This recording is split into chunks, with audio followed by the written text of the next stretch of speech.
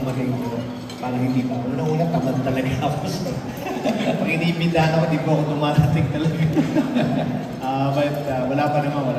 Pero madami na ako nakita mga nag-gate crash talaga. Medyo nakakahiya ngayon na-invite. Hindi ka na-invite, mas dumating. Pero baka rin naman, parang pagka nandun na wala ka naman basta masaya lang. Oo. Huwag lang mong gugulo, di ba? Huwag ka lang gugulo. Tama naman. Okay, thank you so much, Sir Fernand, for that question. Are you happy? Isa lang ang sumagot eh. Okay.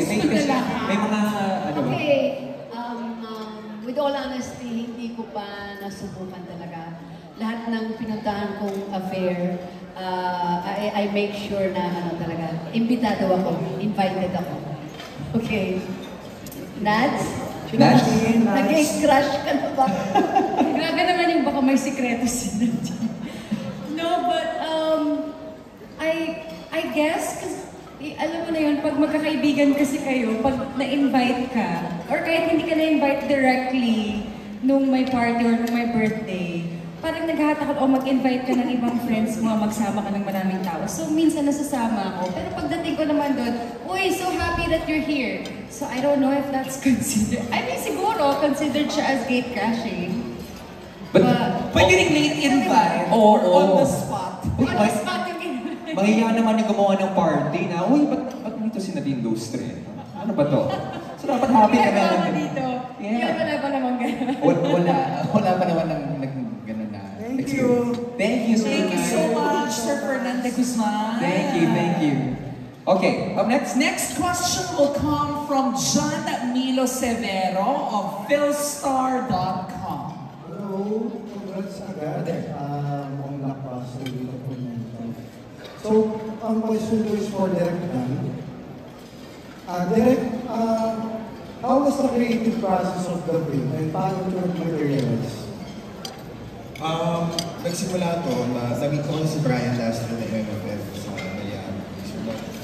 Isang beses na-chikahan kami, tapos sabi niya, si Ate B nga daw naghahanap ng pelikula. So nakailang meeting kami, kasi gusto ni Ate B na parang isang pelikula na isang araw lang nangyari.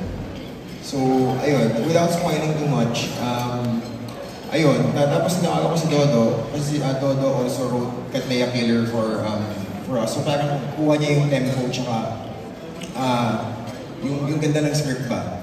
So ayun, kaya jamming tuloy-tuloy. Tapos may nakita akong article no, yung Mexican yung article yung Mexican mother. May article kasi na parang may akong Mexican na mom, nasa mga 60s na siya. Tapos yung daughter niya na kidnap. So, long story short, naghiganti siya, hinanap niya yung mga kuha sa anak niya, tapos ayun. So, yun yung kind of inanan namin, na pinuntahan namin route ni Dodo. And then, ayun, so yung script na ganda. Thankful ako na gusto ka ng buong cast dito. So, ayun po, pelikula na siya ngayon.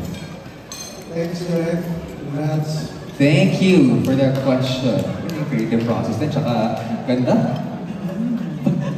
Parang nakakasabi din sa drama. But then, thank you talaga. Okay, up next, let's ask Jerry Olea for his question. Jerry? Magandang gabi po. Ate B, Aga. 1992, sinungaling mong puso, napaka-memorable sa amin yung May December love affair ni Jason at ni Clara. After 2 years, ginawa nyo, nag-iisang bituin kay Director Joey Reyes naman. Bakit 3 dekada pa ang lumipas bago gumawa ulit kayo ng pelikula at paano nabuo yung pagsasama ninyo?